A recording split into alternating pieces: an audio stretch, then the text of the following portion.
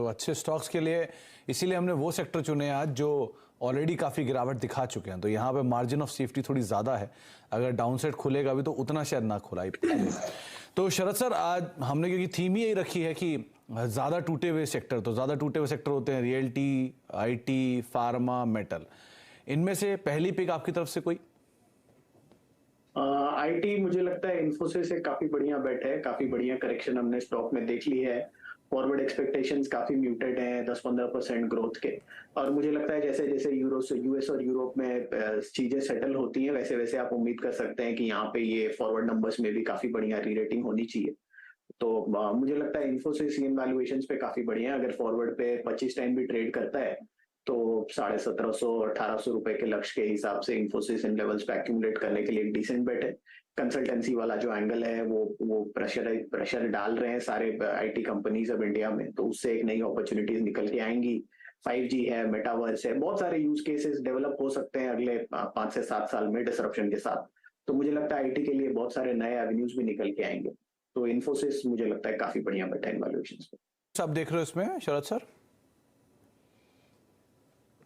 हाँ जी शरद sir, targets क्या देख रहे हो आप इसमें?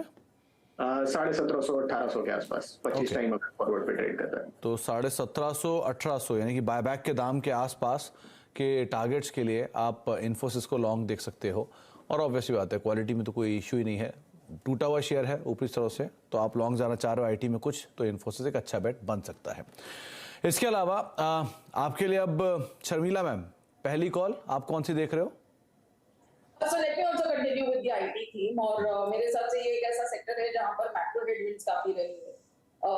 ऑनेस्टली अभी तक कंपनी के अर्निंग्स में इतना कुछ ऐसा लग नहीं रहा है कि बहुत दिक्कत वाली बात है, लेकिन जिस तरह से कमेंट्री आई है यूएस से, उससे ऐसा लगता है कि यहाँ पर problems could increase. I am going with LTI mighty.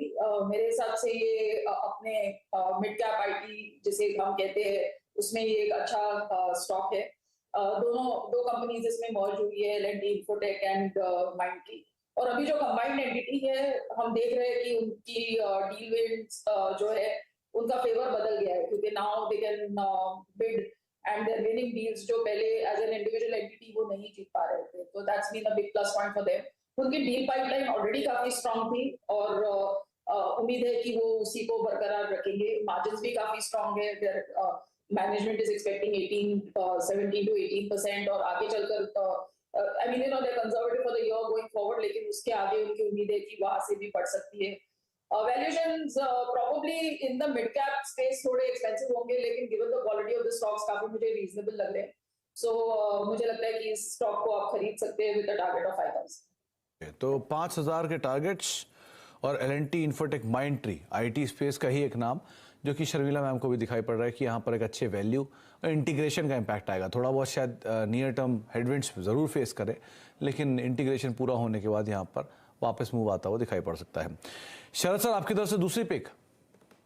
Pharma space से डीवीज लैब काफी डिसेंट करेक्शन स्टॉक ने ऑलरेडी देख ली है। हमारा ये मानना है कि एपीआई स्पेस में जैसे जैसे चाइना रीओपनिंग होती है, जो रॉ मटेरियल का प्रेशर बहुत ज्यादा हो गया था वो काफी हद तक रिलीज होना चाहिए, तो उसका फायदा इस कंपनी को मिलेगा। तो मार्जिन में इंप्रूवमेंट आपको देखने मिलनी चाहिए। कंपनी पेप्टाइड्स और इसमें और प्रोडक्ट्स में काम कर रही है, जहां पे हमें लगता है कि आगे चल के फ्यूचर ग्रोथ काफी बढ़िया आनी चाहिए। लॉन्ग टर्म में जैसे जैसे काकीनाडा वाला प्रोजेक्ट ये चालू करने की बात कर रहे हैं, उसका भी फायदा हमें देखने को मिलना चाहिए। तो मुझे लगता है फॉरवर्ड अर्निंग्स FY24 FY25 में अर्निंग्स ग्रोथ वगैरह काफी स्ट्रांग हो सकती है। मार्जिन इंप्रूवमेंट की काफी बड़ी गुंजाइश है FY24 में भी। तो अगर स्टॉक 30-35 टाइम भी ट्रेड करता है तो हमें लगता है 35 टाइम फॉरवर्ड ट्रेड करता है तो 3500 के लक्ष्य के हिसाब से डीवीज लैब काफी बढ़िया बेट है। तो डीवीज लैब 3500 के टारगेट्स के लिए आप देख सकते हो। वैसे भी ये करेक्ट काफ़ी हुआ, एक समय पे 4-4.5 पे कामकाज करने वाला नंबर्स आया, नंबर्स के बाद टूट के अभी 2800 के आसपास आ गया। लेकिन सिचुएशन प्रिवेल करती है, स्टेबलाइज हुआ है थोड़ा स्टॉक और वापस ये 3500 के आसपास के जोन्स दिखा सकता है। तो शरद सर मान रहे कि अगर आप एक्यूमुलेट करना चाह रहे हो कुछ फार्मा में तो एक नाम हो सकता है। शर्मिला मैम, आपकी तरफ से दूसरी कॉल। जो हम सब सेक्टर्स की बात कर रहे हैं, सब अलग अलग रीजंस की वजह से अंडर परफॉर्म उन्होंने किया है। तो अगर हम फार्मा सेक्टर की बात करें तो ऑब्वियसली आई थिंक जैसे ही कोविड का टेलविंड वहां से निकल गया और once that China plus one or whatever वो सब चीजें भी they fell in place, तो हम देख रहे हैं कि ये स्पेस में काफी दिक्कत बढ़ी है। उसमें एक स्टॉक है बायोकॉन जो काफी करेक्ट हो चुका है ये पिछले महीनों में। I think one of the reasons also is कि काफी इसमें एग्जिट्स हुए हैं, तो उस वजह से फ्लोटिंग स्टॉक बढ़ गया है, तो the stock has sort of उस प्रेशर से भी थोड़ा नीचे आया है क्योंकि लिक्विडिटी काफी बढ़ गई है। But I think if you look at the numbers, Q3 में उनके रेवेन्यूज काफी अच्छे थे, बायोलॉजिक्स वर्टिकल से काफी नंबर्स अच्छे थे। उसके साथ साथ आगे चलकर वाइट्रिस का जैसे बायोसिमिलर्स में उनका कंसोलिडेशन होगा तो वहां से भी इंप्रूवमेंट आने की संभावना है। वैल्यूएशंस काफी मैंने कहा कि ठीक लग रहे थे given the fact that the stock इतना करेक्ट हुआ था। So I think the stock can pull back to about a 250 sort of a level from the current price. So I'm recommending Biocon. तो बायोकॉन 250 रुपए के targets आप यहाँ पर देख सकते हो। हेवीली करेक्टेड स्टॉक है, अगर आप हायर लेवल से देखोगे तो भी, और अदरवाइज भी करीब 206 के आसपास से पहुंच गया है। शर्मिला में वैल्यूएशन वाइज कंफर्टेबल है आप, क्योंकि ऑलरेडी थोड़ा महंगा साइड पर रही है। Yes, I think given their numbers, आगे चलकर वहां पर भी हम रेवेन्यूज तो काफी ठीक थे। आई थिंक प्रॉफिटेबिलिटी में थोड़े कंसर्न्स थे, बट आगे चलकर वो भी एवरेज आउट हो जाएगा।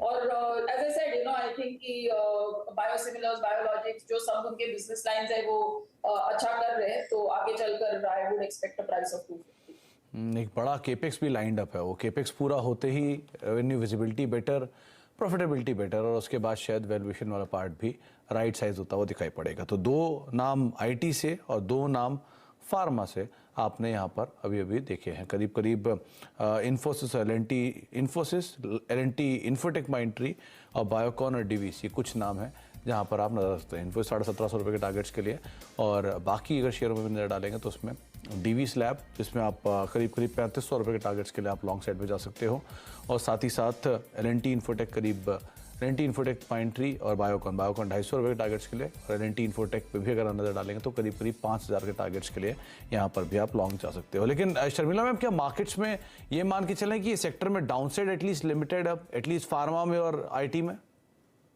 Yes, maybe not IT because IT थोड़ा it's moving with the concerns happening with US, लेकिन मेरे हिसाब से फार्मा में थोड़ा अभी डाउनसाइड मुझे लिमिटेड लग रहा है, बिकॉज स्टॉक्स काफी करेक्ट हुए हैं पिछले 1.5-2 सालों में। एंड अगर आज का ट्रेड आपने देखा होगा तो वो फिर से जो स्टॉक्स जिनको जो कोविड रिलेटेड है उनमें हम फिर से एक मूव देखने लगे हैं, like for instance granules etcetera. Linde I think would be another stock जो ऑक्सीजन बनाता है, तो we started seeing move in these stocks again, क्योंकि हम सुन रहे हैं कि कोविड के केसेस फिर से बढ़ रहे हैं, तो वो भी एक वो क्या कहना चाहिए, वो एक मोमेंटम मूव भी ऐसे लग रहा है फिर से फार्मा में शुरू हो रहा है। So it's not a good thing, लेकिन स्टॉक्स के हिसाब से तो ठीक ही है। चलिए, तो बाजार में मोमेंटम बन रहा है और ट्रिगर पॉइंट के तौर पे अभी कोविड केसेस कामकाज कर रहे हैं इन पर्टिकुलर स्टॉक्स के लिए। ब्रेक का वक्त हो गया, ब्रेक के बाद लौटते हैं, बातचीत जारी रखेंगे दोनों ही जानकारों से, और एक पिक्स अभी और उनकी पेंडिंग है, उस पर बातचीत करते हैं छोटे से ब्रेक के उस पर।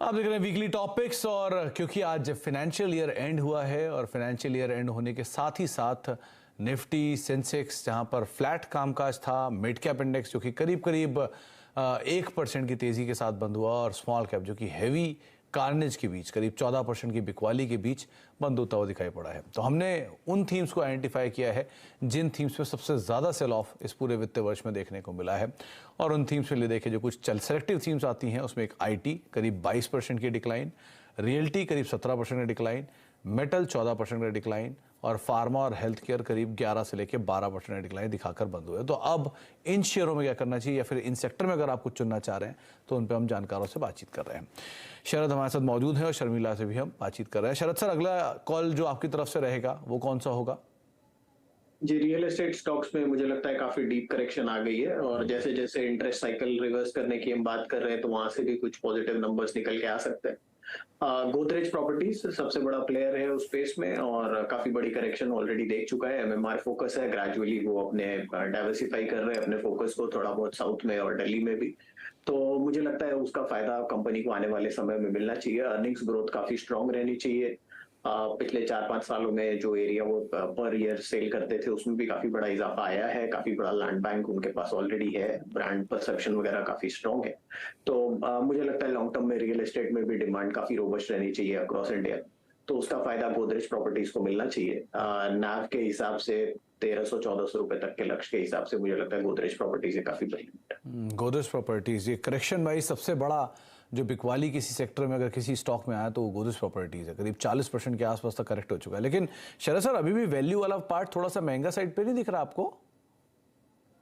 नहीं, नाव के हिसाब से 1000-1300 रुपए और सबसे बड़ी बुक है इनके पास, तो उसका बहुत बड़ा फायदा होता है। और मेनली होता क्या है कि जैसे जो लीडरशिप पोजीशन में स्टॉक्स रहते हैं इनके और बाकी में एक फर्क है, कुछ साउथ वालों में फर्क उतना नहीं है, बट बाकी जो बड़े पोजीशन वाले प्लेयर्स हैं जैसे डीएलएफ वगैरह है, वहां पे लैंड बैंक उनका काफी बड़ा है और होर्डिंग पे काफी पैसा जाता है। बट ये पूरी तरीके से प्रोफेशनल वे में मैनेज होता है, बिजनेस की तरह ही मैनेज हो रहा है न्यू एज रियल एस्टेट के हिसाब से। तो मुझे लगता है गोदरेज को उस हिसाब से एक प्रीमियम मिलना चाहिए और एसेट टर्नओवर भी आपको काफी बेटर मिलना चाहिए लॉन्ग टर्म में। तो गोदरेज प्रॉपर्टीज 1300 रुपए के टारगेट्स के लिए पोटेंशियल अपसाइड करीब 30% के आसपास का आप यहाँ खुलते हुए देख सकते हैं। और रियल स्टेट स्पेस की सबसे दिग्गज कंपनी जिसके ऊपर आप बेट कर सकते हैं अगर आप रियल स्टेट स्पेस में बेट करना चाह रहे हैं तो ये नाम एक अच्छा विकल्प हो सकता है। शर्मिला मैम, आपने कौन सा स्टॉक चुना तीसरा? Prestige estates. अभी आपका जिक्र हो रहा था कि साउथ में थोड़े बड़े नाम हैं, उनमें I think Prestige estates would be one name. ये बेसिकली एक बैंगलोर बेस्ड कंपनी थी, लेकिन हम देख रहे हैं पिछले 3-4 सालों में वो अपना प्रेजेंस अलग अलग ज्योग्राफीज में बनाने की कोशिश कर रहे हैं। मुंबई और हैदराबाद में उनके काफी प्रोजेक्ट्स है अभी, और at least in the Mumbai region हम देख रहे हैं कि काफी तेजी से उनके प्रोजेक्ट्स आगे बढ़ रहे हैं। उसके साथ साथ एनसीआर और पुणे, ये 2 और एरियाज है जो वो टारगेट कर रहे हैं। अगर आप उनके 9 महीनों के प्री सेल्स देखेंगे तो वो काफी तगड़े आए हैं, I think the highest ever if I am not mistaken. उसके साथ साथ मैनेजमेंट ने ये भी शेयर किया है कि अगले 2 सालों में they expect to double their sales, residential sales from where they are today, और उस हिसाब से उनके काफी प्रोजेक्ट्स अनाउंस किए उन्होंने अक्रॉस जो ज्योग्राफीज व्हिच आई मेंशन। उसके साथ साथ आई थिंक उनका एक कमर्शियल पोर्टफोलियो भी है और वो आगे चलकर स्टेबलाइज होगा और यहाँ से रेंटल इनकम भी काफी उनको ठीक ठाक आगे चलकर मिलेगा। तो अगर आप ये सब पार्ट्स जोड़े तो मेरे हिसाब से प्रेस्टीज एस्टेट्स को ये लेवल पे लिया जा सकता है with a target of 5। Okay, तो प्रेस्टीज एस्टेट एक और ऐसा नाम है जो आप रियल स्टेट स्पेस में पिक कर सकते हो। शर्मिला, लग रहा है कि इंटरेस्ट रेट साइकिल अब टॉप की साइड जा रही है, 25 बेसिस पॉइंट मैक्स जो बढ़ सकता हो। यस, ऐसा लग रहा है। इन आवर कॉन्टेक्स्ट डेफिनेटली ऐसे लग रहा है कि अभी और 25 बिप्स की उम्मीद है। और अगर आप ऑनेस्टली रियल एस्टेट सेक्टर को देखें तो डेटा इज सो मिक्स, क्योंकि ऐसे लगता है कि हायर इंटरेस्ट रेट से that you would see a slow down, और लेकिन फिर ये सुनने में आता है कि किसी के जो डीएलएफ वगैरह के जो प्रीमियम प्रोजेक्ट्स है they get sold out with in hours, और लाइन लगती है इनफैक्ट प्रीमियम प्रोजेक्ट्स में बुकिंग करने के लिए। So the data is actually very confusing, you know, coming from the sector. लेकिन हम उम्मीद यही कर सकते हैं कि आगे चलकर इंटरेस्ट रेट स्टेबलाइज होंगे और जो मेट्रोज के को छोड़कर जो बाकी जो छोटे शहर हैं उनमें भी हम बाइंग देखेंगे फॉर डिमांड देखेंगे pickup for new homes, and I think that's where a company like Prestige will play a part. Okay, तो शरद सर, आप भी यही व्यू रखते हो कि इंटरेस्ट रेट साइकिल अब टॉप साइड पर है, बहुत ज्यादा अब शायद अपसाइड ना हो इंटरेस्ट रेट्स को लेकर? जी जी बिल्कुल, और मुझे लगता है ये एकदम पीक पे जाके उस पे जजमेंट लेना काफी मुश्किल होगा। इवन इन्फ्लेशन पे भी हमारा यही व्यू है कि मोर और लेस टॉप आउट हो गया है ग्लोबली भी और इंडिया में भी, और ग्रेजुअली आपको कमी देखने को मिलेगी जैसे जैसे हायर बेस इफेक्ट भी क्लिक इन होता है। तो मुझे लगता है अगले 3-6 महीने काफी इंटरेस्टिंग रहने वाले हैं, जैसे जैसे ये कंफर्म होता है कि इंटरेस्ट रेट्स, इन्फ्लेशन, ये सारी चीजें ग्लोबली और डोमेस्टिक लेवल पे पीक आउट हो रही है। तो उसकी वजह से आपको ये भी देखने मिलना चाहिए कि फ्लो का रिवर्सल भी काफी स्ट्रॉन्ग होना चाहिए डोमेस्टिक का, इमर्जिंग मार्केट्स में खासकर। जी, तो इमर्जिंग मार्केट्स में आप इंटरेस्ट रेट सिनेरियो को अब शायद पीक होता हुआ देख रहे हैं, और इन्फ्लेशन ऑब्वियसली 2 क्वार्टर से जो पिछले कमेंट्री आ रही है कंपनी की तरफ से वो भी ये बात मेंशन कर रहे हैं कि जो इन्फ्लेशन या इनपुट कॉस्ट की हायर साइड उन्होंने देखी थी वो अब कुछ हद तक कम होते हुए दिख रही है। एक एक करके तमाम जो स्टॉक्स इन पर हमने चर्चा की है वो आपकी स्क्रीन पर आएंगे, जिसमें IT, फार्मा और रियल स्टेट 3 थीम से हमने स्टॉक्स को पिक करते हुए देखा आज। शरद जी की कॉल में इन्फोसिस 1750 रुपये के टारगेट्स के लिए आप लॉन्ग जा सकते हैं, जल्दी इसके नंबर भी हैं। इसके अलावा शरद सर मान रहे हैं कि फार्मा में अगर आप पिक करना चाह रहे हैं तो डिवीस दूसरा नाम है, 3500 रुपये के टारगेट्स के लिए आप देखेंगे। और Godrej property real estate space की जानी मानी कंपनी, 1300 रुपये के टारगेट्स के लिए आप इसको भी लॉन्ग साइड पे देख सकते हैं।